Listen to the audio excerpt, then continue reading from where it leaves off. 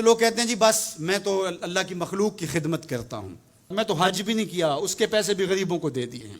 وہ تبلیغ کرتے ہیں لوگ کہ جناب قربانی کے پیسے بھی اگر غریبوں میں دے دیے جائے تو یہ زیادہ اچھا ہے، ان کی مدد ہو جائے۔ تو وہ اس خدمت خلق میں اتنا غلو کر جاتے ہیں کہ وہ اسلام کے شعار کا مذاق اڑانے لگ جاتے ہیں، اور جو عبادت والے ہیں انہیں ہمسائے کو دیکھنے کا موقع بھی نہیں ملتا۔ اور آپ جانتے ہیں کہ جب ایک بستی کو برباد کرنے کا حکم دیا گیا تو کہا کہ یہاں تو ایک شخص رہتا ہے جس کا سر سجدے سے اٹھتا ہی نہیں۔ کہا میرے بندوں کے اوپر قیامتیں ٹوٹیں اور ان کے اوپر ظلم اور جبر کے پہرے ہوں اور اس کے ماتھے پہ شکن نہیں آتا، اس کے سمیت ہی بستی کو لٹ کے رکھ دو۔ یار عبادت کرتے ہو لیکن ہمسایوں کا خیال بھی رکھو۔ میرے حضور علیہ الصلوۃ والسلام نے لعاب پھینکا نا تو صحابہ نے اپنے ہاتھوں پہ لے کے اپنے منہ پہ بن لیا۔ آپ نے عشق اور محبت کی لوک داستانیں بڑی سنی ہوں گی، لوگوں نے نہریں بھی کھودیں، لوگوں نے محبوبوں کے لیے کیا کچھ نہیں کیا، لیکن آج تک آپ کو ایسا نہیں ملا ہوگا کسی محب نے محبوب کا لعاب بھی چاٹا ہو۔ کائنات میں یہ انوکھا باب ہے۔ تو حضور علیہ الصلوۃ والسلام نے فرمایا کہ تمہیں اس چیز پر کس نے ابھارا کہ میرا لعاب بھی اپنے چہروں پہ مل رہے ہو؟ تو انہوں نے کہا اللہ اور اس کے رسول کی محبت نے۔ تو میرے حضور نے اس کی نفی نہیں کی، لیکن ساتھ ہی فرمایا اگر کوئی چاہتا ہے کہ اللہ اس کے رسول سے محبت کرے اور اللہ اور اس کا رسول اس سے محبت کرے تو وہ ہمسایوں کے حقوق کا خیال رکھے۔ یعنی تمہارا یہ پہلو بھی، تم عاشق رسول بھی ہو لیکن ہمسایوں کا بھی تو خیال رکھو۔ تمہارے گھر پہ جھنڈا تو لگا ہے حضور کے میلاد کا، لیکن اگر ہمسایوں کے گھر میں اندھیرا ہے تو یار اپنے گھر میں اس سال اگر چراغاں نہیں کر سکے، غریب ہمسائے کا میٹر کٹ گیا اس کا بل دے دو، آمنہ کا لال زیادہ خوش ہوگا، میلاد والا رسول زیادہ خوش ہوگا۔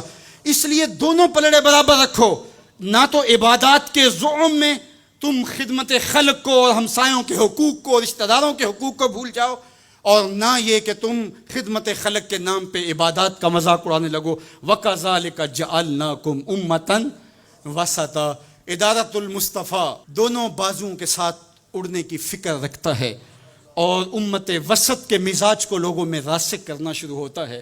ظاہر ہے جب کبھی اس بازو پہ زور پڑے تو کبھی اس بازو پہ زور پڑے تو بازو جھکنے لگتے ہیں، تو میرا اللہ مدد کرتا ہے، نصرت دیتا ہے۔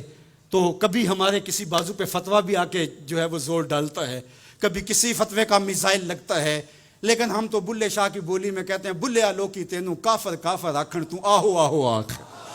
ہمارا کام الجھنا تھوڑا ہے، ہم نے تو آگے بڑھتے ہی چلے جانا ہے، اور ہماری منزل تو مدینہ ہے، ہم نے تو اس کی طرف عازم سفر رہنا ہے۔ ادارت المصطفیٰ ایک فکر کا نام ہے، اور وہ فکر جو مدینے کی ضیاؤں سے پھوٹتی ہے، گنبد خضرا کے جمال کی روشنی ہے، اور وہ مصطفی نہیں ہو سکتا جس کے دونوں بازو میں سے ایک بازو شل ہو۔ حضور کی امت سے جس کو پیار نہیں ہے، حضور کی امت سے جس کو محبت نہیں ہے، حضور کی محبتوں کا کبھی بھی مستحق نہیں ہو سکتا۔ میرے بزرگ فرمایا کرتے تھے جس کے بچوں سے تم پیار کرتے ہو اس کا باپ تم سے پیار کرتا ہے۔ اگر تم چاہو کہ حضور ہم سے پیار کریں تو حضور کی امت سے پیار کرو۔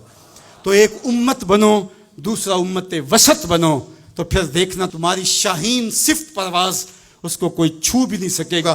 تم پھر بڑھتے رہو گے اور تمہارا بڑھنا منزل آشنا ہوگا، اور تو راہ نورد شوق ہے منزل نہ کر قبول، لیلا بھی ہم نشیں ہو تو محمل نہ کر قبول۔